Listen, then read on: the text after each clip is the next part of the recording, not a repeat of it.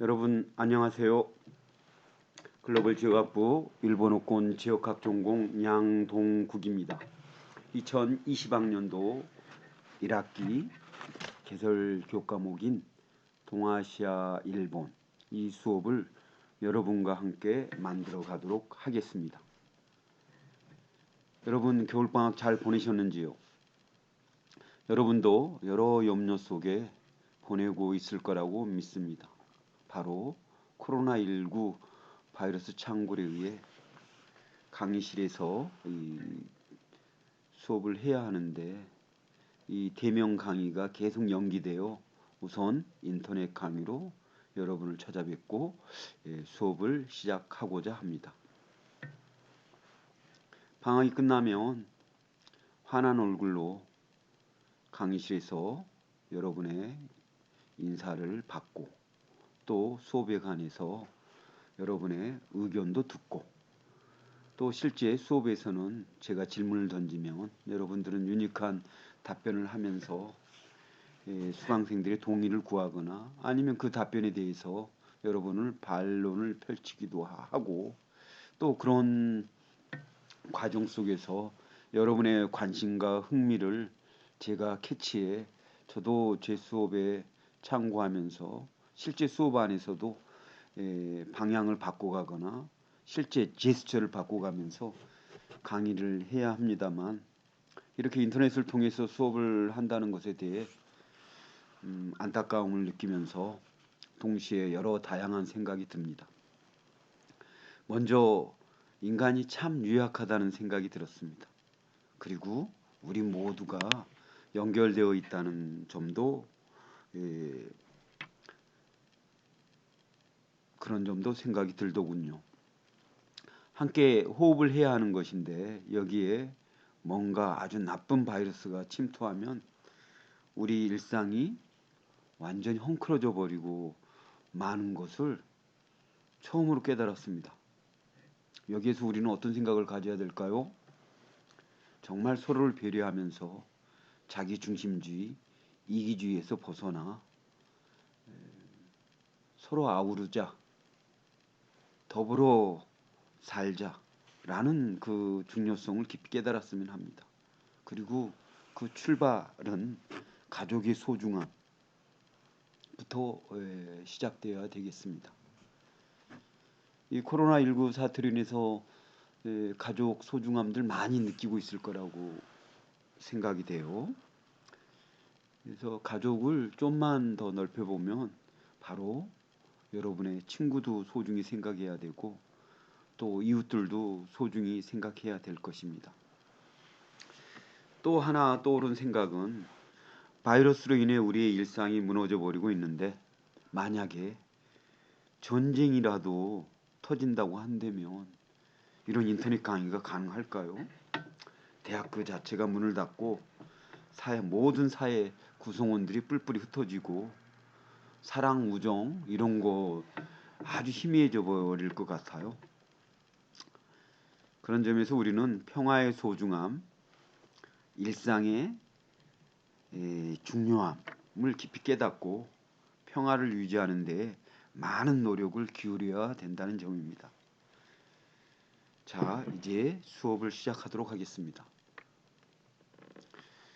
본 수업 개요에 대해서 먼저 말씀드리겠습니다. 동아시아 일본 이 교과목은 글로벌 지역학부로 개편된 이후 개설된 과목입니다. 본 강의에서는 일본의 주요 근현대 작가를 들어 그들의 대한국관, 동북아시아관을 살펴보는 것을 목적으로 합니다. 그래서 대한국관은 한국에 대해서 어떻게 생각하느냐 또는 한국을 어떤 식으로 그렸느냐 이런 걸 다룰 겁니다. 동북아시아라고 하는 것은 한중일을 얘기하는 거죠. 그래서 그들 작품 속에 그려진 대륙 또는 중국인, 그래서 다른 말로 바꿔보면 이 경계에 얽매이지 않고 그 경계를 벗어난 탈경계 사상을 좀 읽어보자 이런 생각을 가지고 있습니다. 어떤 사람을 드는가 하면 다음 항목에 나와 있는데 일본의 국민 시인 이시카 다쿠보쿠, 여러분들 한 번쯤은 들어봤죠? 제가 단가를 하나 읊어볼게요. 지즈노우의 초생코쿠니 쿠로구로또 스미오 누리스스 아키카제우 키쿠, 즉 번역을 하면, 나중에도 물론 텍스트에 나옵니다만, 지도 위에다 지도 위에 조선국, 이웃나라 조선국에 검띠검도록 먹물을 칠하면서 가을 바람을 듣노라, 이런, 즉 한일 일본에서 강제 병탄이 이루어지고 거기에 대해서 약간 우울한 감을 그렇게 적었다고 해요. 근데 이시카 다쿠보쿠에 대해서는 한국의 근대 작가들이 굉장히 다쿠보쿠를 좋아해서 작품 속에 많이 그립니다. 그런 점들을 들어서 이시카와 다쿠보쿠와 한국이라는 테마로 한 2주 이상 수업을 진행하도록 하겠습니다. 그리고 두 번째, 다이쇼 로망을 대표하는 대중적 작가이자 화가였던 다케이사 유메지. 다케이사 유메지도 간동 대지진의 조선인 학살 사건 뿐만이 아니라 그림 엽서로 한일 강제 병탄을 비판하기도 합니다. 이것도 다뤄볼 거고요. 그리고 목사로서 일생을 사도의 길을 걸으며 제국주의에 맞섰던 가시아기 기행, 그리고 대표적인 현대 여성 시인으로 한글을 시어로 사용했던 이바라기 노리꼬 등을 들어보려고 합니다. 특히 이바라기 노리꼬는 윤동주, 서시로 유명한 윤동주를 일본에 알리는데 굉장히 노력을 많이 했어요. 고등학교 교과서에 서시를 번역해서 실을 정도였었습니다. 그래서 이들 작가들의 한국과 관련된 작품 및 문장들에서 대한국관을 들여다보는 것이 바로 이 수업의 목적입니다. 그들의 한국 사랑과 중국에 대한 관심에서 탈경계적 사유의 일면을 엿볼 수 있을 것이다 라고 생각합니다. 자, 강의 방법은, 본 수업은 강의 및 토론 그리고 감상을 여러분들이 얘기하는 것으로 진행하려고 합니다. 강의는 주로 논문 텍스트를 직접 읽어가면서 상세하게 보완하고 설명할 것입니다. 그리고 이 텍스트에서 다루는 시, 그 다음에 그림의 평석 방법에 주의를 기울여야 할 것입니다. 직접 논문 텍스트를 세밀히 읽어가는데, 물론 여러 가지 보완 설명을 할 거예요. 이렇게 읽어가는 것은 여러분들 4학년들이 많이 있다고 생각이 되는데, 4학년들의 논문 소술에도 도움을 주기 위해서입니다. 논문이라는 것은 이런 체제로 적어 나가야 된다라고 하는 걸 여러분들도 익혔으면 합니다. 그 다음에 해당 텍스트, 이 논문은 이 캠퍼스 자료실에서 다운받을 수 있을 것입니다. 한국과 관련된 여러 일본의 유명 근대 작가, 현대 작가를 들기 때문에 여러분들의 많은 관심과 다양한 질문, 토론이 이어지기를 희망합니다. 자, 주요 논문 텍스트를 일단 늘어봤는데요. 다케이사 유메지와 한국, 사상성을 중심으로 이 텍스트들은 아까도 얘기했듯이 각 주차별로 자료로 여러분들 이 캠퍼스에 올려놓도록 하겠습니다. 즉 여러분들이 따로 교재를 구입할 건 없고 이걸 프린트해서 수업에 참가하면 되겠습니다. 물론 지금 현재는 인터넷 강의이기 때문에 집에서 출력해서 이 강의를 들으면서 봐주었으면 합니다. 오늘 다룰 게 바로 다케이사 유메지와 한국. 여기는 그림이 들어가 있기 때문에 먼저 다루고 싶었어요. 시대적으로는 이시카 다쿠보쿠와 그 다음에 가시와기 기행이 먼저 나와야 되는데 수업하면서 상세히 보충 설명하도록 하겠습니다. 자, 다시 한번 주요 논문 텍스트 그냥 쭉 읽어 나가겠습니다. 다케이사 유메이지와 한국 사상성을 중심으로라는 논문을 직접 읽어갑니다. 이시카 다쿠보쿠와 한국 내 수용과 문학적 영향을 중심으로. 아까도 얘기했지만 한국의 많은 작가들이 이시카 다쿠보쿠를 동경했었어요. 그래서 실제 작품을 작품 속의 단가를 자기 작품에 직접 투영시킨다거나 비슷한 정서를 자아내는 그런 작품을 쓴다거나 그걸 한번 조사해 본 논문입니다. 그 다음에 이시카 다쿠보쿠와 한국 2 다쿠보쿠의 한국 내 수용과 문학적 영향은 특수한 것인가? 이건 약간 좀 문제 제기하는 건데 직접 수업 시간에 읽으면서 말씀드리도록 하겠습니다. 그리고 4학년 글로벌 지역학부 일본어권 지역학 전공이기 때문에 약간 일본어로도 좀 읽을 필요가 있다 싶어서 PPT 자료로 다쿠보쿠 문가군요계를 곡사이세 한국도 칸렌즈게테라는 일본어로 작성된 PPT도 수업에서 활용하도록 하겠습니다. 그리고 이바라기 노리코와 한국 지성과 서정을 넘어 윤동지 이야기도 나오고 이런 논문을 같이 읽어가도록 하겠습니다. 그리고 서정과 방골 탈경계 시인 이바라기 노리코 즉 천황제에 대해서 어떤 생각을 갖고 있는지 읽을 수 있을 거고 그 다음에 탈경계 시인 이바라기 노리코와 한국 여기도 일본 이외의 다른 나라를 어떤 식으로 바라다보고 있는가 즉 동아시아도 또 어떻게 일본에 대해서 동아시아가 어떤 영향을 끼쳤는가 이런 시도 쓰고 그래요.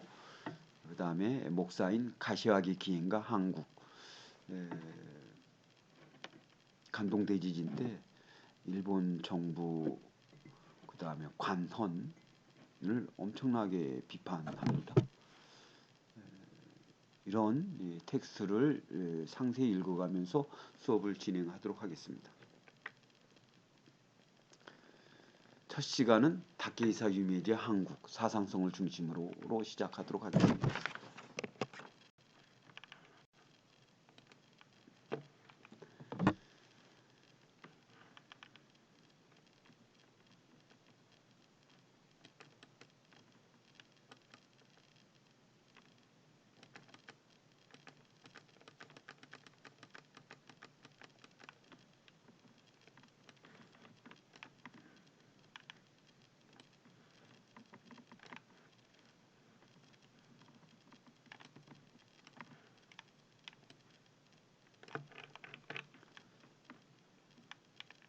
죄송합니다.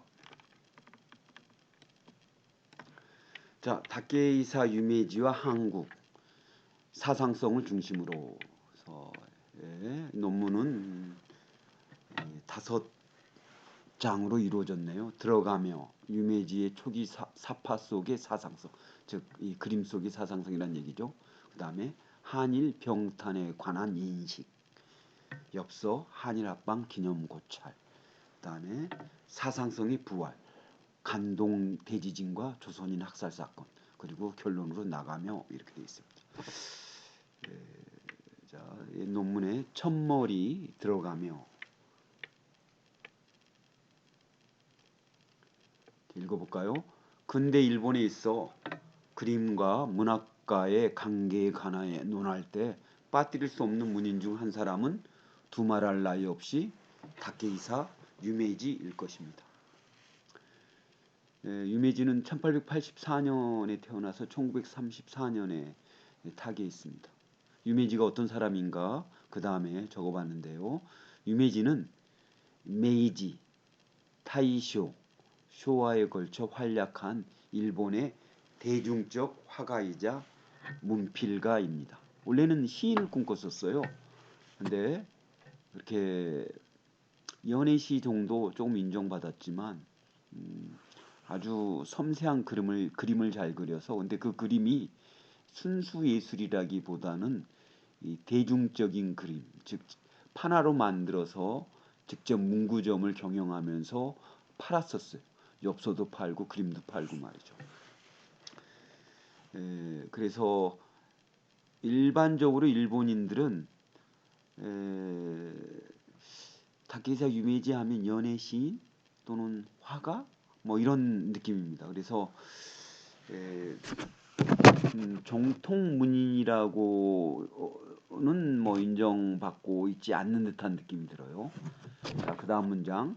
눈이 크고 어딘지 모르게 슬픔을 머금으면서도 나긋나긋하며 유연한 자태의 여성을 그린 그의 미인화는 유메지식 미인화라고 불리며 당대를 풍미했다. 즉 대전기를 낭만주의 시대라고 해서 타이쇼 로망이라고 자주 얘기합니다. 근데 거기에서 가장 대표적인 작가가 바로 다케이사 유메지였었어요. 대중성을 띠고 있었기 때문에 그렇습니다. 그래서 이 유메지식 미인화를 잠깐 들어보겠는데 바로 이런 그림이죠. 이런 그림입니다. 잘 보일지 모르겠습니다만 판화들이기 때문에 지금도 인터넷 옥션에 들어가면 엄청나게 많이 팔리고 있어요. 눈이 동그란 가녀린 여성들 전부 당신이 즉 유메지가 연애했던 상대가 모델이었다고 합니다. 상당히 많은 연애를 했습니다. 그림은 소리 없는 시, 시는 소리로 된 그림이라는 예로부터의 명언을 실천하듯이 유메지는 시와 집의 창작에도 심혈을 기울여 문해 속에서 다이쇼 로망, 즉 다이쇼 낭만주의를 펼친 주역이었습니다. 1913년 출판한 시와집, 즉 시와집이라고 하는 것은 시도 넣고 동시에 그림도 넣는 돈다크, 이 일본화된 네덜란드 말이에요. 일요일이라는 뜻이라고 합니다. 돈다크는 그가 동경하던 시문학의 세계에 발을 들인 기념비적인 창작물이다. 여러분들 블로리의 시인 주요한 알죠? 우리 한국 자유시의 선구적인 작품 중에 하나라고 하는 블로리를 발표한 주요한이 일본 유학 시절에 자기 돈으로 맨 처음 사봤던 책이 바로 돈다크라고 해고록에 나와 있습니다. 그 정도로 그 당시에 많이 팔렸던 그림과 시를 함께 엮은 시와집이었다고 합니다. 그래서 동시대에 또 유메지는 소설의 장정을 담당하는 등 이 장정은 뭐냐면 소설 표지를 디자인하는 걸 장정이라고 그래요. 그래서 그 소설 다 읽었겠죠. 그래서 거기에 중요한 장면을 자기가 그림으로 그려서 또는 상징적으로 승화시켜서 표지로 만들었었어요. 이걸 장정이라고 하는데 즉 오늘날의 디자인이라고도 할 수 있는 상업 미술의 정착에도 크게 기여했습니다. 그래서 유메지는 엽서 그리고 디자인 또 화가 그리고 시인 또 수필가 어떤 의미에선 아주 다양한 그 대중예술 활동을 했다라고 얘기할 수 있겠습니다. 유메지는 대중과 너무나도 친숙한 예술 활동을 펼쳤기에 지금까지 일본 근대 문학 연구가 순수 예술에만 치우쳤었어요. 그래서 순수 예술이 치우쳤던 당시의 미술계와 문단 그리고 문예 비평가들로부터 결코 높은 평가를 받지 못했습니다. 하지만 그가 추구한 아름다움과 섬세한 문예가는 대중의 인기에 힘입어 유메지 특유의 예술성을 표출해 내었습니다. 그래서 유메지는 순수예술과 상업예술 또는 문학과 미술, 심지어 순문예와 대중문예 사이에서 어떤 영역에도 국한되지 않고 대중시대에 걸맞는 예술 세계를 열어갔습니다. 즉 굉장히 현대적이라고 얘기할 수 있습니다. 본고에서는 이제 본 수업에서라고 바꾸죠. 본 수업에서는 유메지의 그림과 문학 속에 깃들어 있는 사상성에 대해 초점을 맞춰보고 싶습니다. 그리고 그 실마리로 여기가 동아시아와 일본이니까 동아시아의 한 주축국인 한국과의 관련성에 주목하고 싶습니다. 순수예술, 상업예술, 뭐 순문예, 대중문예 사이에서 있었고 굉장히 대중적인 작가인데 어떻게 한국과 관련을 맺죠? 이런 의문을 가질 것 같은데 꽤 깊습니다. 그 이유를 왜냐하면 그의 그림과 현장 답사의 루포 문학을 중심으로 한 사상성에 관해서 대역 사건 이후 크게 변질되었다는 일부의 견해와는 달리 한국과 당시 조선을 제재로 하는 작품에서는 결코 변하지 않는 강한 사회 사상성이 숨쉬고 있기 때문입니다. 대중적인 작가인데 어떻게 사상성이 있지? 원래 사회주의에 동경을 했었어요. 그래서 한일 강제 병탄에도 반대하는 입장이 있었었고요. 아까도 얘기했지만 감동 대지진에서 일본의 야만적인 그 유언비어 유포에 의해서 많은 조선인들이 죽창에 희생당하는데 이런 것들이 얼마나 야만적인가를 글과 그림으로 남깁니다.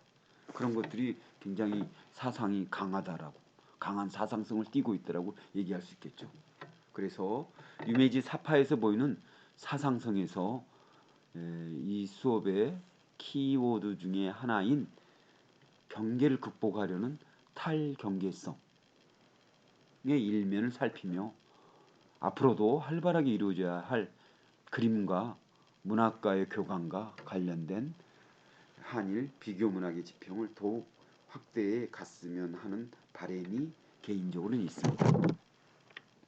이런 식으로 논문 쓸 때 서론격에 어떤 식으로 이 논문을 다룰 것이며 어떤 이 논문이 의의가 있을 것이며 이런 얘기를 쓰게 되는 거죠. 그래서 본 내용을 쓰더라도 맨 처음 첫머리 즉 들어가며 서론 부분에서는 맨 나중에 다시 고치는 거예요.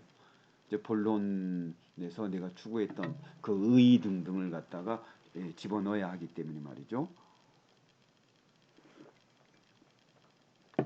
자, 두 번째, 유메지의 초기 사파 속의 사상성. 이거는 꼭 한국과의 관련은 없지만 유메지는 아까도 잠깐 언급했지만 타이쇼 로망, 즉 대정기의 낭만, 대정 낭만이라고 하는 그 가장 그것을 대표하는 작가라고 알려져 있는데 그 첫 출발은 그런 낭만성보다는 오히려 사회 참여 또는 부조리에 대한 강한 반발 이런 것들이 굉장히 강했었어요.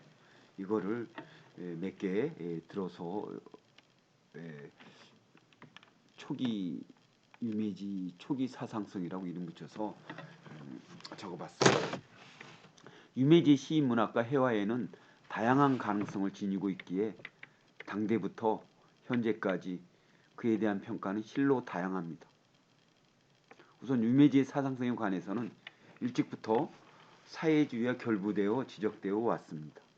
그 효시라고 말할 수 있는 이가 유메지에게 작품 발표의 계기를 안겨준 아라하타 간손이라고 하는 평생 사회주의 공산주의자로 삶을 마쳤던 인물의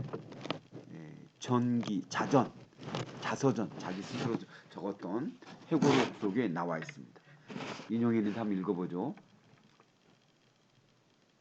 다케이사 유메지가 왕년의 사회주의자 청년이었다면 놀랄 사람이 적지 않을 것이라고 생각하지만 이게 아라하타 칸손이 적은 글이에요.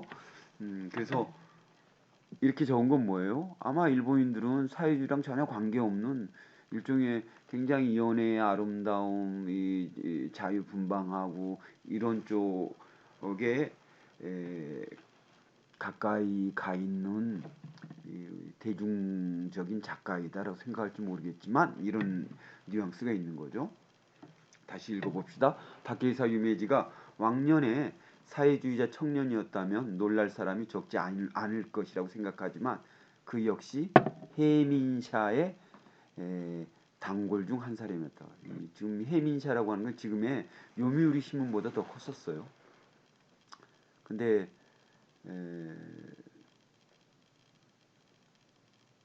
한일 강제 병탄을 하기 위해서 굉장히 탄압을 하죠. 그리고 이 해민샤는 그 당시에 반전, 러일 전쟁에 대해서 반대를 했었고 나가서 물론 억압을 받아서 별 그렇게 많은 기록은 없습니다만 한일 그 당시에 대한제국을 강제 합병할 때 아마도 가장 반대할 것이다라고 그 당시 메이지 정부를 생각해서 굉장히 많은 억압 탄압을 합니다. 그뿐만 아니라 귀경한 나를 잠시 기거하게 해준 것도 실로 그였다. 어느 날 그는 두꺼운 자필 습작 화첩을 제시하며 이 중 적당한 것을 직원의 지면에 발표해 줄 수 없는지 상담했다. 이 직원은 바로 해민샤에서 발행했던 잡지였습니다. 직원이란 얘기는 직접 언급하다, 직소하다, 강하게 언급하다 이런 뉘앙스죠. 보았더니 그림은 잘 그렸다고는 할 수 없지만 그 반전적인 우화가 재미있게 느껴졌어. 반전적인 우화는 무슨 뜻일까요? 전쟁을 반대하는 이 그림이다라는 얘기죠. 그래서 반전적인 우화가 재미있게 느껴져서 사카이 도시이코라고 이분도 사회주의자입니다.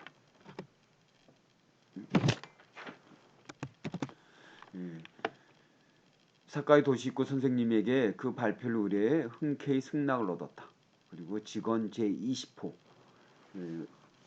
6월 18일자에 게재된 적십자 마크가 붙은 배그를 입은 해골과 함께 둥글게 머리를 올린 젊은 여자가 울고 있는 사파가 유메지 작품 중 세상에 나온 첫 번째일 것이라고 생각된다.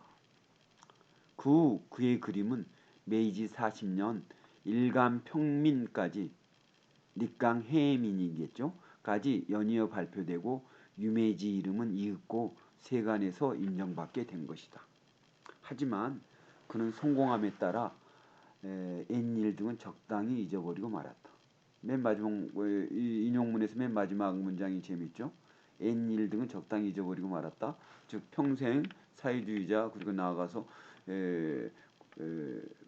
일종의 변절하지 않았다는 얘기죠. 아라하타 간손이 유메지에서 옛일 등은 적당히 잊어버리고 말았다. 그는 첫 출발이 사회주의자였었지만 나중에는 사회주의랑 거리가 멀어졌다 이런 뉘앙스입니다. 그래서 평생 사회주의자를 관철해온 칸손이 유메지의 화가로서의 출발에 대한 증언은 작가론과 결부지어서 무척 흥미롭습니다. 사회주의자로서의 예술 활동만이 아니라 아직 필명이 유메지로 정해지지 않았던 시절에 사파이기는 하지만 그의 작품을 특정 지을 수 있는 단서를 안겨주었기 때문입니다. 그 단서가 뭐냐면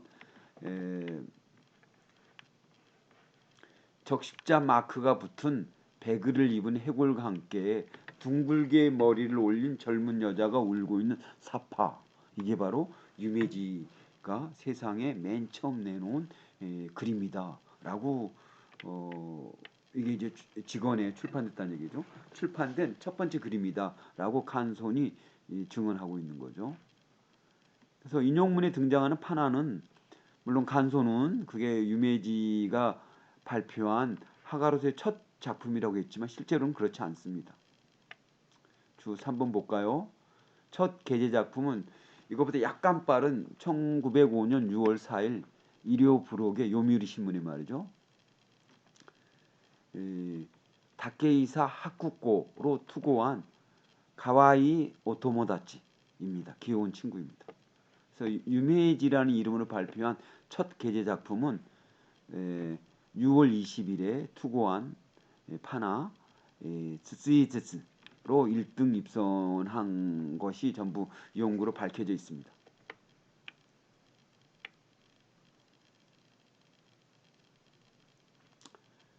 근데 바로 아까 아라하타 간손이 증언한 이 적시자 마크가 달려 있는 그 그림은 어떤 그림인가 한번 살펴보도록 하죠. 이 아라하타 간손이 첫 번째 그림이라고 얘기는 했지만 이 적시자 마크가 6월 18일. 근데 이것보다 더 먼저 발표한 작품이 하나가 있었고 두 번째 지금까지 현재까지 두 번째 발표한 그림인데 그 그림에서 유메지의 사상성을 읽어낼 수 있다. 즉 그 사상성을 처음으로 드러낸 처녀작이라고 할 수 있는데 그 실작은 이미 선행연구에 의해 밝혀진 바가 있습니다. 전부에서 선행연구에서 쇼리노 히아이 승리의 비애라고 그 그림을 찾아서 이름을 붙였어요. 바로 이 그림입니다. 해골에 적십자 마크를 붙이고 있고 이 머리 둥글게 머리를 한 동요맨 유카타를 입은 여자가 울고 있는 것. 근데 여기에서는 사실 아라하타 간손이 저 해골록을 적지 않았다고 한다면 이 그림이 유메지 것인지는 알 수가 없었습니다. 아무 이름이 없고 단지 여기다가 삼수변의 백백자 하쿠라는 한자만 찍혀져 있었어요. 근데 아라하타 간손이 자기가 이 그림을 추천해서 해민사에서 발행하는 이 촉구겐 직원이라고 하는 잡지에 실었다라는 증언이 나와서 연구자들이 찾아서 이 그림이 유메이지의 작품이다. 비록 첫 번째 작품은 아니지만 그리고 이 그림의 이름을 편의상 승리의 비애라고 붙인 겁니다. 왜 승리의 비애일까요? 그 그림에 대한 평석을 이렇게 해봤습니다. 또 읽어가 볼게요. 자서전에서 언급한 적십자 마크가 붙은 배그를 입은 해골과 함께 둥글게 머리를 올린 젊은 여자. 이 그림을 제가 여기 인용해 봤는데 이 사파는 후에 승리의 비애라고 연구자들이서 이름이 붙여졌습니다.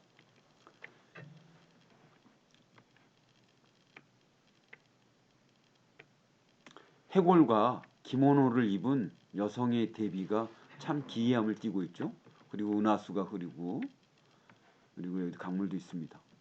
모든 게 유동적인데 흐르는 유동적인데 이 두 사람은 굉장히 정적이죠. 지금 움직이지 않는다는 얘기죠.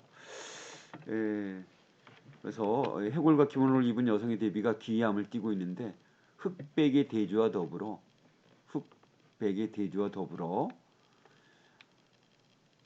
하늘과 강물의 흐름에서 느낄 수 있는 동적 이미지와는 상반된 정적인 등장인물이 그려져 있습니다.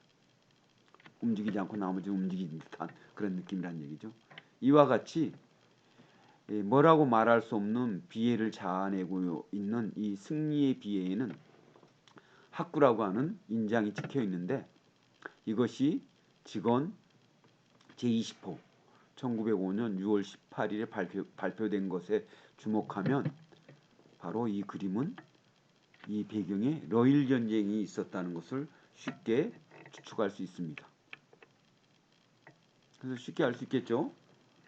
아마 이 둘은 부부 사이고 러일 전쟁에서 남편이 죽었다. 그리고 팔뚝에 그려진 물론 유카타를 입고 있습니다만 거기에 적시자 마크는 의미 없다. 전쟁에서 죽었는데 무슨 의미가 있느냐 해서 적십자가 십자가로 되어 있는 것이 아니라 X자로 되어 있는 것도 주의 깊게 보아야 될 부분이고, 여성은 계속 울고 있고 말이죠. 승리하면 뭐해? 바로 가장 사랑하는 이는 세상을 떠났는데, 그리고 바로 승리보다 이 전쟁은 엄청난 큰 슬픔을 안겨준다. 이런 거를 우리에게 전해주고 있습니다. 즉 반전 그림이라는 얘기죠. 전쟁에 반대하는 그 판화라는 것을 알 수 있습니다. 그래서 러일 전쟁이 배경이 있다는 걸 쉽게 추측할 수 있는데, 이 판화에 대해 관할 경찰서였던 히비야서에서 온당하지 않다라고 하는 항의가 있어 하시우라 야스오라고 하는 이 연구자가 이 그림이 메이지키의 사상 검열 속에 해와에 대한 간언 간섭 압박은 이것이 최초 일이었다라고 지적하고 있습니다. 이건 제가 찾은 건데요. 다시 한번 정리하면 프롤레타리아 문학을 연구하는 하시우라 야수오라고 하는 그 연구자는 이 그림이 그 경찰에 의해서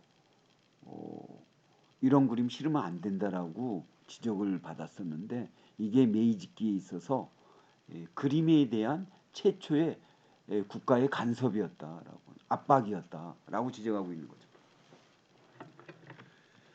그래서 해하에서 처음으로 국가에서 이런 그림 위험하다라고 압박을 가하려고 했다라는 점을 염두에 두고, 이 압박과 간섭이라는 일화에서도 초기 유메지가 품은 사상성이 결코 적지 않았다. 굉장히 강한 사상성을 지니고 있었다라는 점을 여러분들은 이해할 수 있을 거라고 생각이 됩니다. 자, 러일 전쟁의 승리를 거두며 일본 전체가 고무되어 있었던 시기에 유메지는 개인의 희생과 가정을 파괴하는 전쟁에 대해 냉철히 비판을 가하고 있는 겁니다. 그리고 여기에는 국가 권력에 대한 강한 우구심이 바탕에 있었지요. 개인의 희생에 의해서 국가가 존립한다. 이게 과연 옳은 것인가? 이런 생각을 가지고 있었기에 사회주의자라고 얘기할 수 있습니다. 즉 세칭 말하는 좌파라고 얘기할 수 있는 거죠.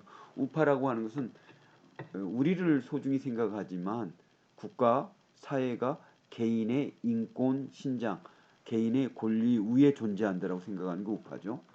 좌파는 반대로 국가나 사회, 어떤 집단보다 개개인의 고난, 인권이 훨씬 더 중요하다라고 간단하게 얘기할 수 있겠어요. 뭐 굉장히 사실 어려운 문제이긴 합니다만, 한편 이 그림에서 주의해야 할 것은 해골이 입고 있는 유카타의 왼쪽 발목에 그려진 적십자 마크입니다. 다시 한번 볼까요?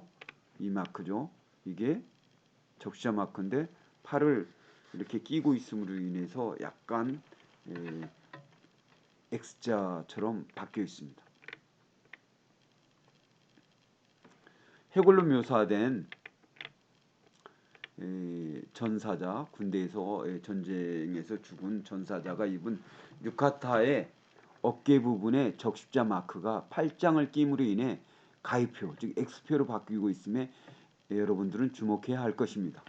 이는 적십자 정신이라고 할 수 있는 박애 및 인류에 따위는 전쟁 속에서 통할 리가 없으며, 결국에는 죽음과 슬픔만이 존재한다는 강한 비판 정신이 X표로 나타나 있다라고 할 수 있을 것입니다.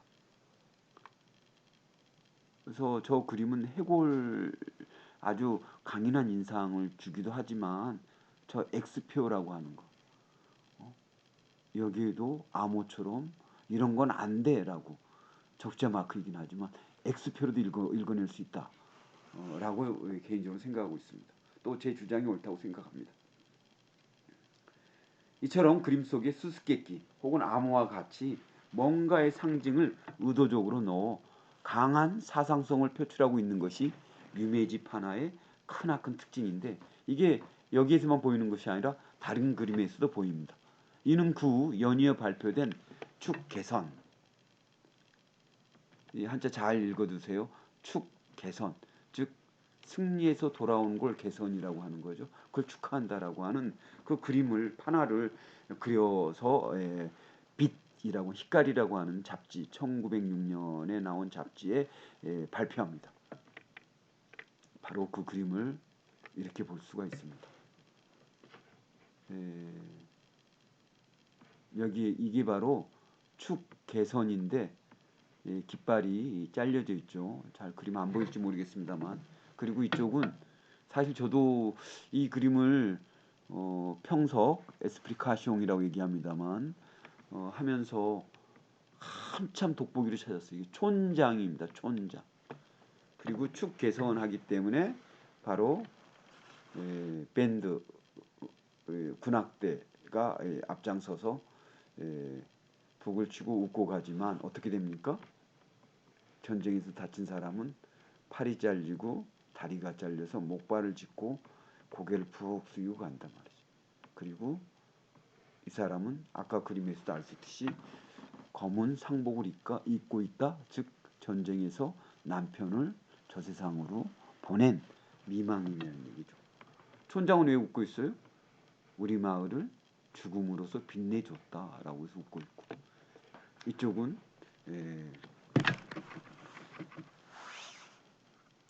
국가 입장에서 이겼다라고 해서 웃고 있고, 하지만 거기에 동원된 개인은 이렇게 평생 불구로 살고, 그 당시에 뭐 사회보장제도가 있었겠어요?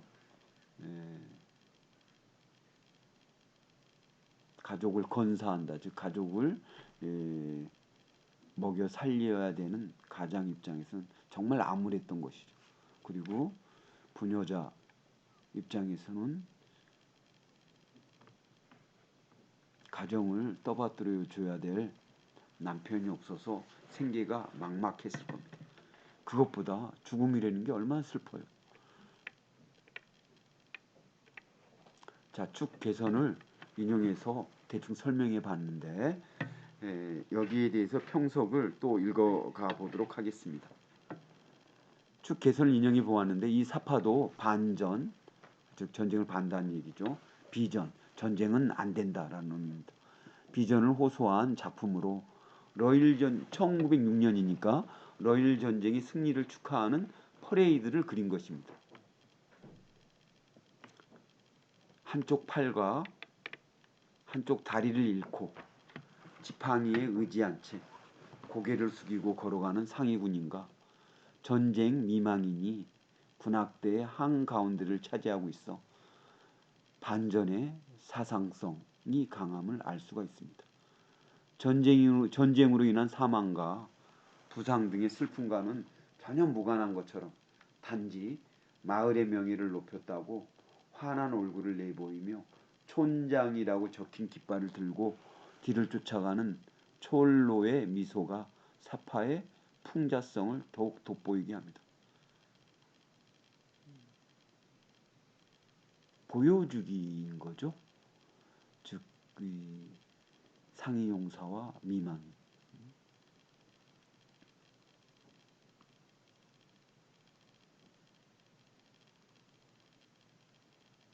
즉 국가의 이용만 당하는 것이라는 의미입니다. 아마 촐로가 웃고 있는 것은 전사자가 나오면 그 마을에 명예만이 아니라 뭔가 지원이 있었을지도 모르겠습니다. 유매직에 있어 이 전쟁에서 승리했다라고 하는 개선은 결코 경사스럽지 않고 축하할 일도 아니라고 호소라도 하듯이 축 개선의 깃발을 반만 그려넣어 그것이 꼭 찢어진 것처럼 비치고 있는 것에 주목하면 여기에도 암호와 같은 상징을 은밀히 감추고 있음을 느낄 수 있습니다. 다시 한번 봐볼까요? 이게 바로 사실은 축이죠. 개선인데 이걸 갖다가 그림 바깥에 있는 것처럼 묘사했다. 즉 찢어져 버렸다. 찢어버렸다. 근데 이 한자가 뭘로 보여요? 이제 불, 아니 불로 보이는 거죠. 개선이 아니다. 불개선이라고 이렇게 풍자, 그 다음에 비판. 여기서 우리는 유메지 사상성을 읽어내지 않으면 안 된다고 생각합니다.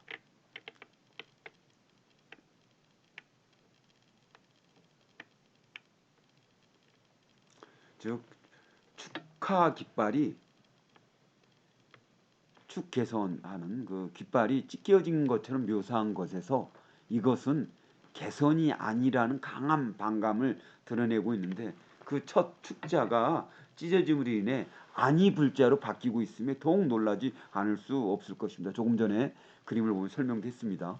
개선이 아니라고 이미 그림 속에 문자로 표현하고 있는 것입니다. 물론 이렇게 화가의 반전에 관한 강한 메시지를 은밀히 암호처럼 내세운 것은 당시 메이지 정부가 점차 검열을 강화해 갔었던 것도 그 이유 중 하나이겠지만 풍자의 극대화를 의도한 유메지의 예술적 사상적 기법을 우리는 이런 평석 속에서 찾아내지 않으면 안 될 거라고 생각합니다.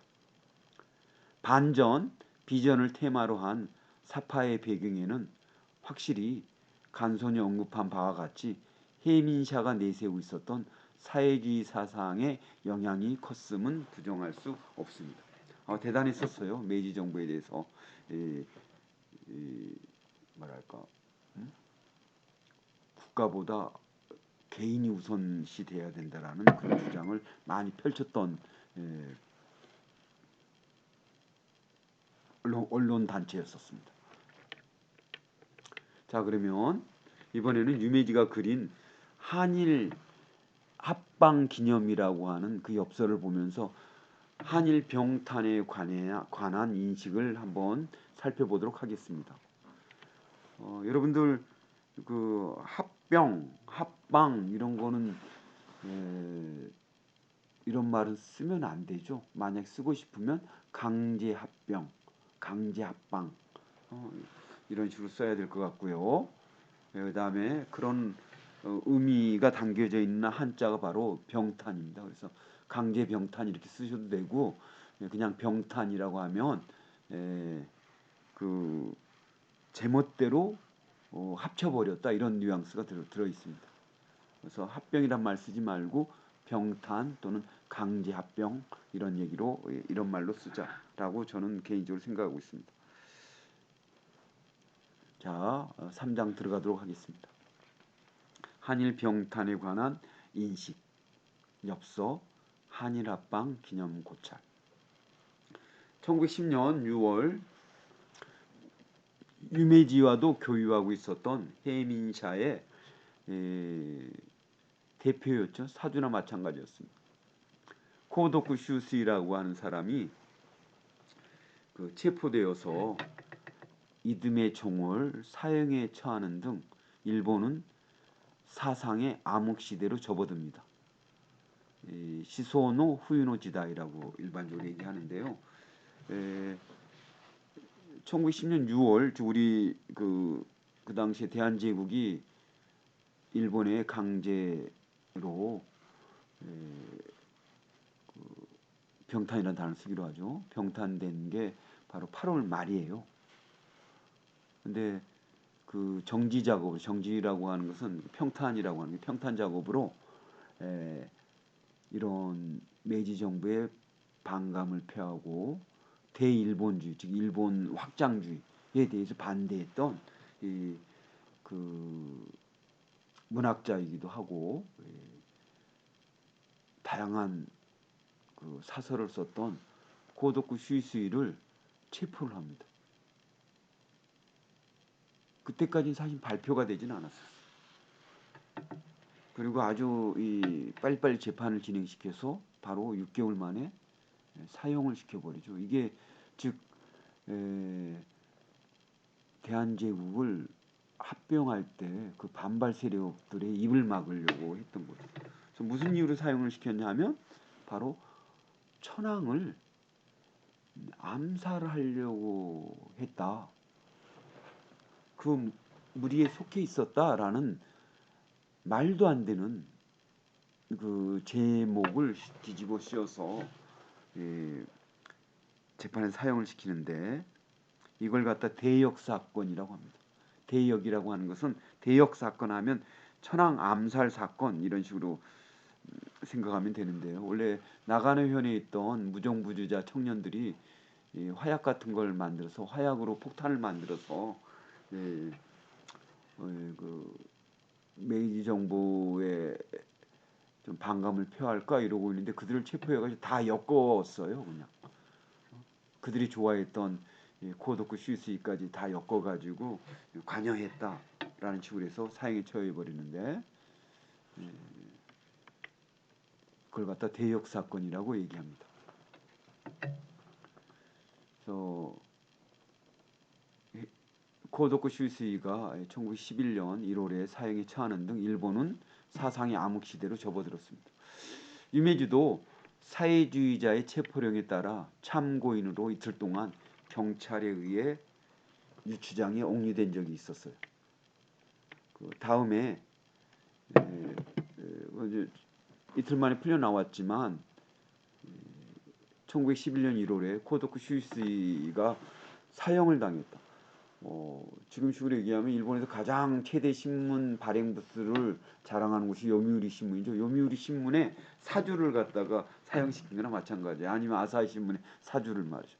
그거에 대해서 충격을 엄청나게 받고 점차 사회주의 사상에서 멀어졌다고 일반적으로 연구자들은 얘기했습니다.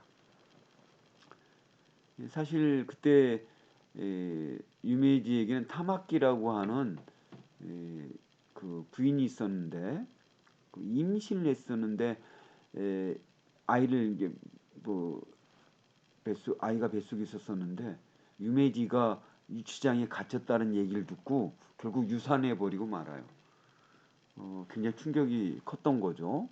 아마 그런 점도 작용했는지 유메이지도 운신의 폭이 굉장히 좁아듭니다. 근데 정말 그랬는가를 제가 그림 엽서 4장을 찾아서 그림 엽서가 4장인지 6장인지 여러분들 사실 수업이라고 한다면 여러분에게 질문을 던졌을 텐데 말이죠. 그 엽서 속에서 한일 병탄을 유메이지가 어떻게 바라보고 있었는가를 살펴보도록 하겠습니다.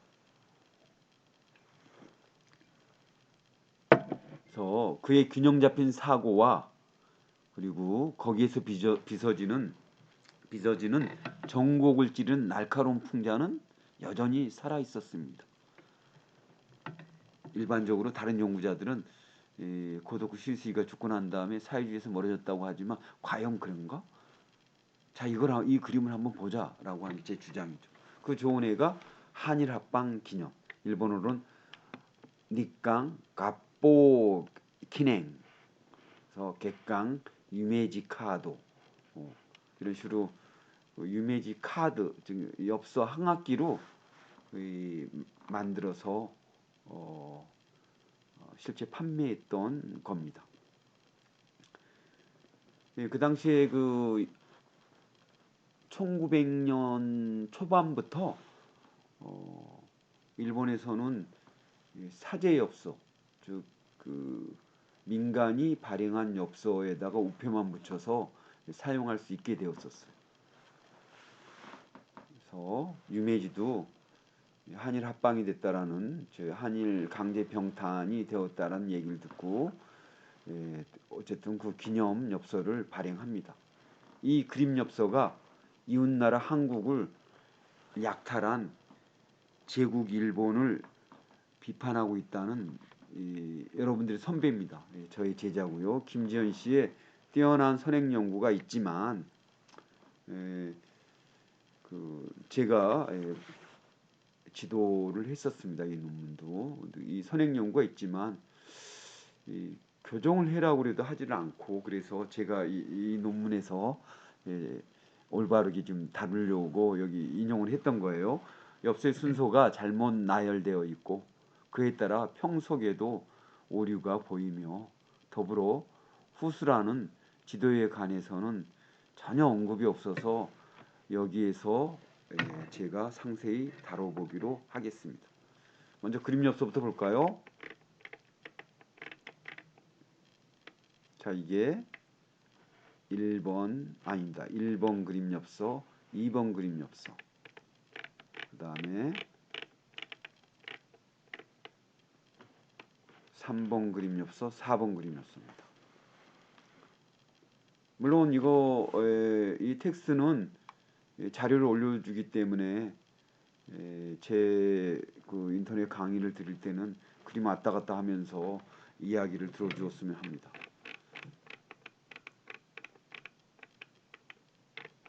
자, 1번 그림 엽서, 도이치, 로스케, 에따로, 베기치. 아마 독일, 영국, 미안합니다. 영국, 미국, 러시아. 약간 좀 청소년 이상급은 되죠. 근데 여기는 유아는 아니지만 어린이죠, 어린이지. 남학신, 고무신 신고, 여기도 물론 고무신 신고 있습니다. 이쪽은 조리, 이쪽은 게다 이렇게 되는 거군요.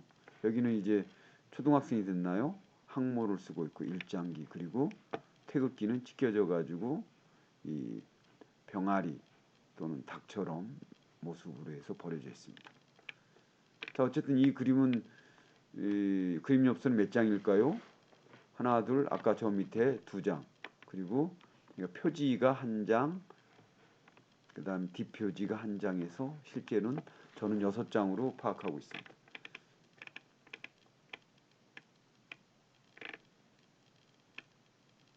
자, 형석. 자, 첫 장의 그림 엽서는 에따로, 베기치, 도이치, 로스케 라고 이름 붙인 서구 열강을 의미하는 성인 또는 청년들이 지켜보고 있는 가운데 일장기를 든 채 모자를 쓰고 남학신을 신은 아이와 한복에 고무신을 신은 소녀가 어깨 동무를 하며 걷고 있습니다.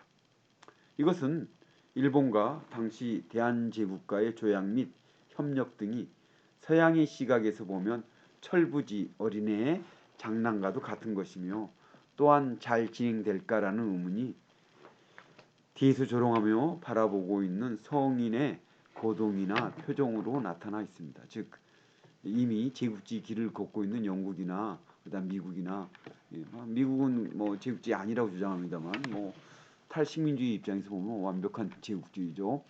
독일이나 그 러시아 이미 제국지 길을 걷고 있는 그들을 갖다가 성인 뭐 청년 정도로 그려놓고 그 다음에 일본은 어린이로 그려놓은 거죠. 그리고 제국지 길을 니네들이 걸어가 대한제국 유혹했구나 이런 걸 갖다가 뒤에서 비웃고 있는 것처럼 그려놓고 있어요.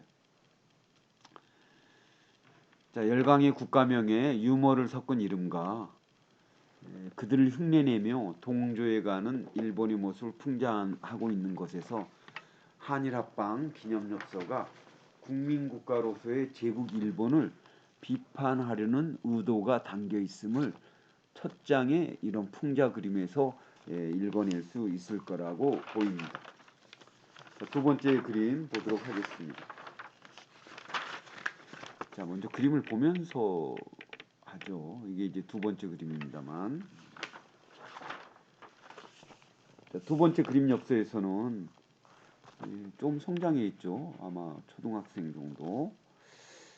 그리고 일본식 뭐 조리라고 얘기합니다만, 그리고 테이크는 팽개쳐져 있고 치마 저고리 입은 고무신을 신은 이 소녀는 울고 있네요. 자, 이 평석 여러분 그림 보면서 이 평석 들어주시기 바랍니다. 두 번째 그림 엽서에서는 조금 성장해 일본식 슬리퍼인 조리를 신고 학생 모자를 쓴 소년 앞에 소박한 한복의 모습으로 표현된 소녀가 울고 있는 것이 그려져 있습니다. 그런데 소녀 앞에 대한제국의 태극기가 찢겨져 있고 더구나 병아리 혹은 닭의 형태로 내동댕이 쳐져 있습니다. 당시 메이지 일본이 삼국시대에 신라를 상징하던 계림의 연원을 두고 그때 신라 계림이라고도 얘기를 했었는데요. 계림은 닭개자 쓰죠. 거기에 연원을 두고 한국을 닭 혹은 병아리로 비유하고 있는 것을 알 수가 있습니다. 이 두 번째 엽서에서 메이지 정부의 선정과는 달리 당시 합병을 원할 리가 없다는 바로 유메지 즉 화가의 확신에 찬 한일 병탄에 대한 인식을 읽을 수 있을 것입니다. 한일 병탄에만 찬성한다고 한다면 이렇게 우는 모습이 등장할 리가 없겠죠. 그래서 얼굴을 파묻은 채 울고 있는 소녀의 모습에서 나라를 빼앗긴 망국인의 심정을 표출하고 있음도 잊어서는 안 될 것입니다.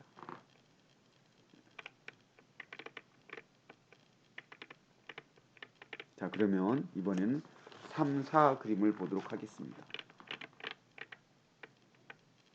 이게 세 번째 그림, 네 번째 그림이 이렇게 되는데요. 여기에 적혀져 있는 게 낭아까리시 콩야쿠, 즉 오랜 약혼이라는 뜻이에요. 콩야쿠라고 하는 거. 그 다음에 여기는 신혼旅行라고 되어 있습니다. 신혼여행. 기모노 입고 태극기가 이렇게 디자인되어 있는 기모노를 입고 가는데 여기 남자가 어떤 모습인가 한번 봐보세요. 이 남자 코도 오뚝하고 얼굴도 길고 키도 크고 영국식 스트라이프, 예, 영국식 모자, 영국식 신사라는 거죠. 여기는 어떻게 돼요? 약혼했는데 이게 일본 사무라이 전통 의상 정장인 하카마입니다. 하카마. 사무라이 아주 훌륭한 사무라이로 성장하고. 근데 여기선 혼약을 약혼을 했는데 상복 같은 하얀 옷을 입고 얼굴 표정 전혀 나오지도 않네요. 여전히 고무신 신고요. 자, 여기 제가 어떻게 평석했는지 본문 읽어가도록 하겠습니다. 세 번째 이 엽서는 일본의 전통 성인 남성의 정장인 하카마를 차려입은 훌륭하게 성장한 청년이 칼을 찬 사무라이 모습으로 자신감 넘치는 태도를 취하면서 내미는 손을 여전히 한복을 입고 고개를 숙인 채 어쩔 수 없이 손을 잡는 연약한 여성의 모습이 그려져 있습니다. 그리고 거기에는 낭아까리시 콩야쿠 길었던 약혼이라는 소제목이 곁들여져 있는데 검소한 복장 혹은 한국 여성의 상복으로도 보이는 그런 모습에서 국가 상실을 표상하고 있다는 점을 알 수 있을 것입니다. 그리고 네 번째 그림 신혼여행이라고 하는 표지가 붙은 마지막 엽서에는 신장이 아주 크고 양복을 입은 서양인과 어떻게 서양인임을 알 수 있냐면 이쪽에 코, 귀, 얼굴 조그맣고 이런 거에서 서양인임을 알 수 있는데 지구 위를 함께 걸어가는 기모노 차림의 일본 여성이 등장함을 알 수 있습니다. 남성은 코가 높고 얼굴이 길쭉한 모습에서 쉽게 서구인임을 알 수 있는데 그가 쓴 모자가 영국의 신사 모임에 주목하면 이 등장인물은 제국주의의 종주국인 영국인임을 보여주고 있다고 하겠습니다. 때문에 네 번째 엽서가 지닌 의미는 영국 등 제국주의의 종주국들과 함께 길을 걷는 그런 표상, 그림으로 받아들여도 좋을 것입니다.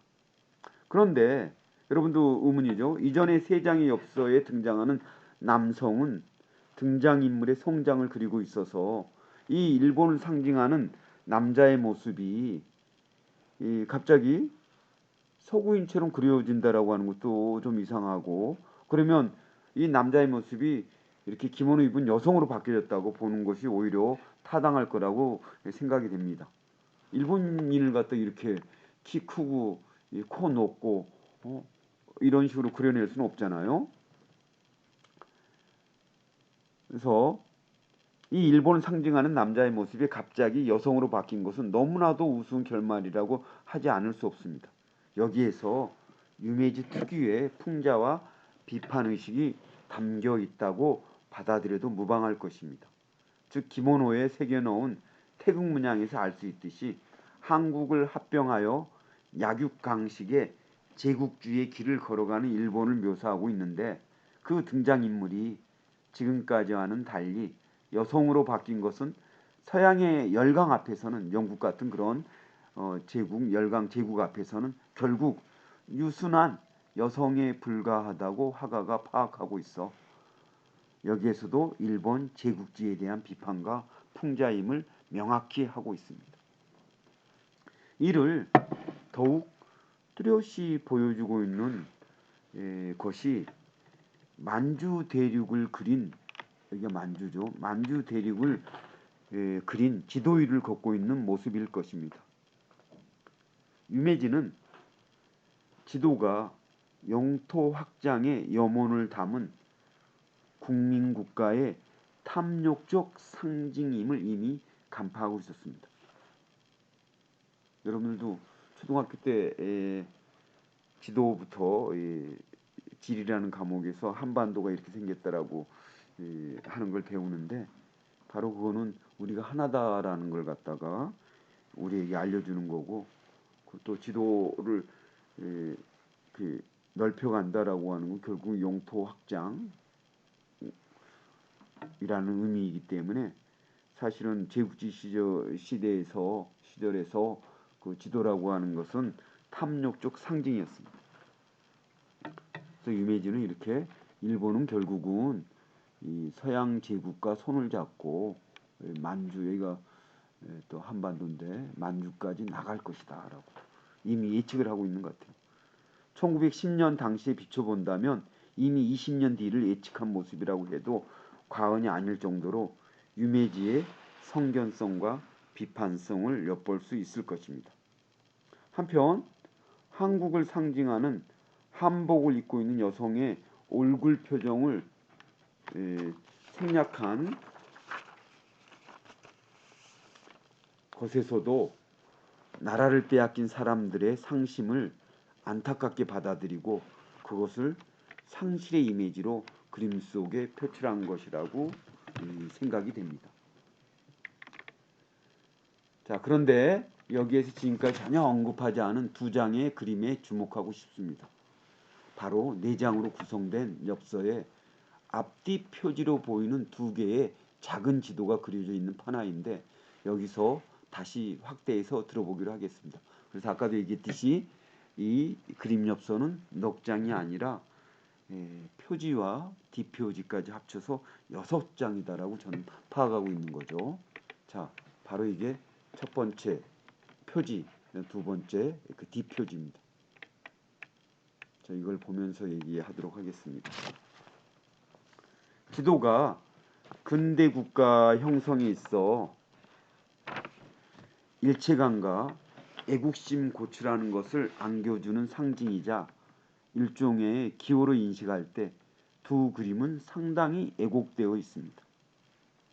우선 이 첫머리에 일본을 먼저 내세운 것이 아니라 한반도의 신영토라고 적었습니다만 그 다음에 큐슈 일부를 보여주고 다음으로 그 다음에 뒷표제는 일본의 전 국토 중 동북지방 그 다음에 북해도 안 보이죠.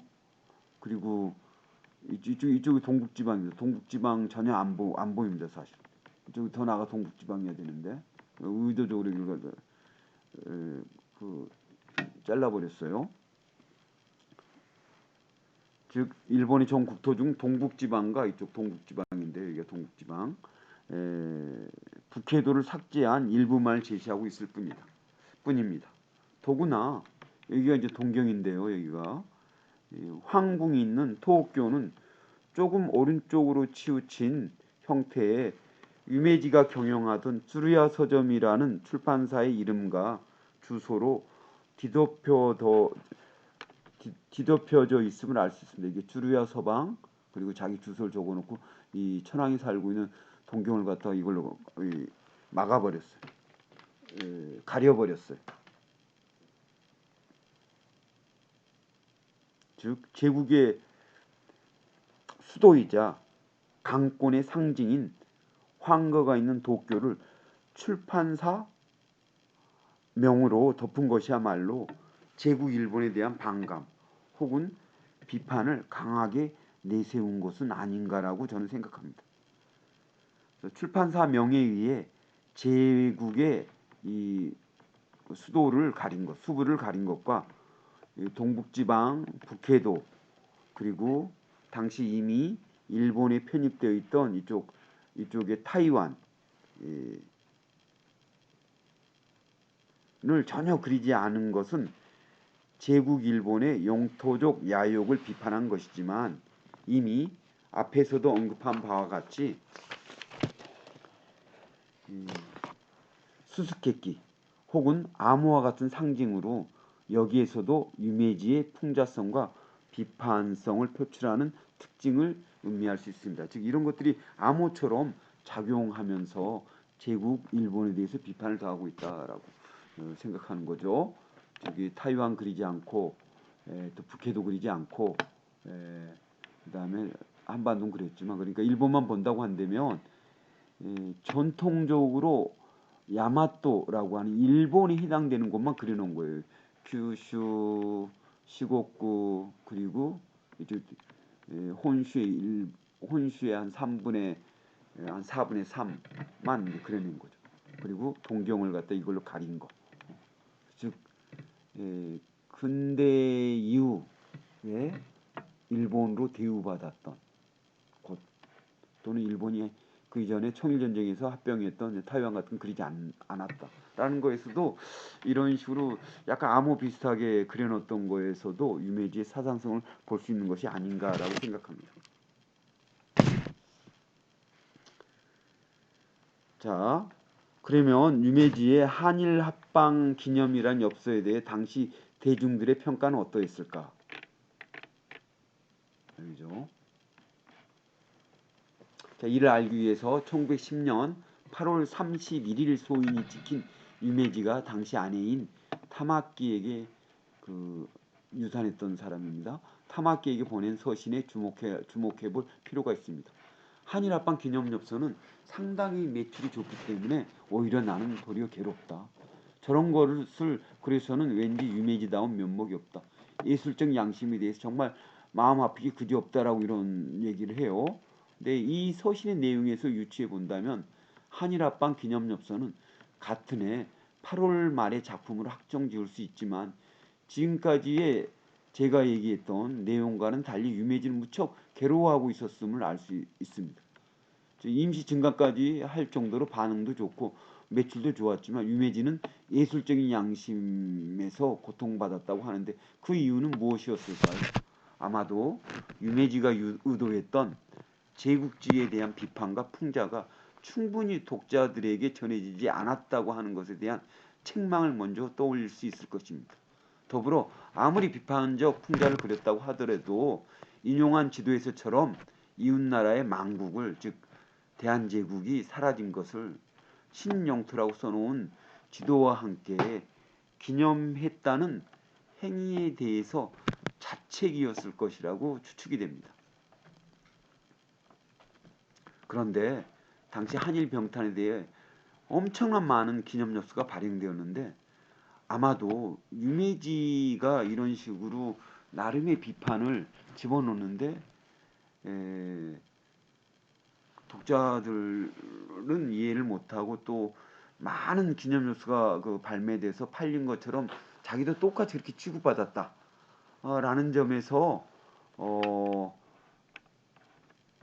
예술적 양심에 대해서 정말 마음 아프기 그지없다라고 얘기한 게 아닌가라고 생각이 됩니다.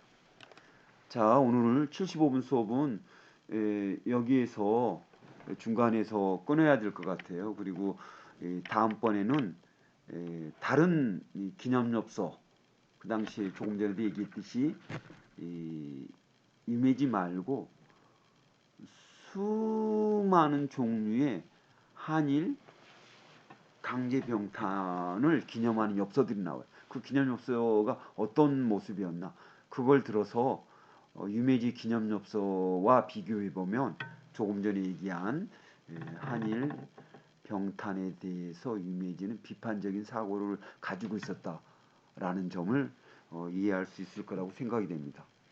자, 그러면 오늘 첫 번째 강의는 여기에서 마치고 계속해서 두 번째 시간에도 다케이사 유메지의 사상성에 대해서 얘기하는데 이번에는 간동 대지진 속에서 조선인 학살 사건을 유메지는 어떤 식으로 바라보고 있었는가를 다음 시간에 다루도록 하겠습니다. 들어주셔서 고맙습니다.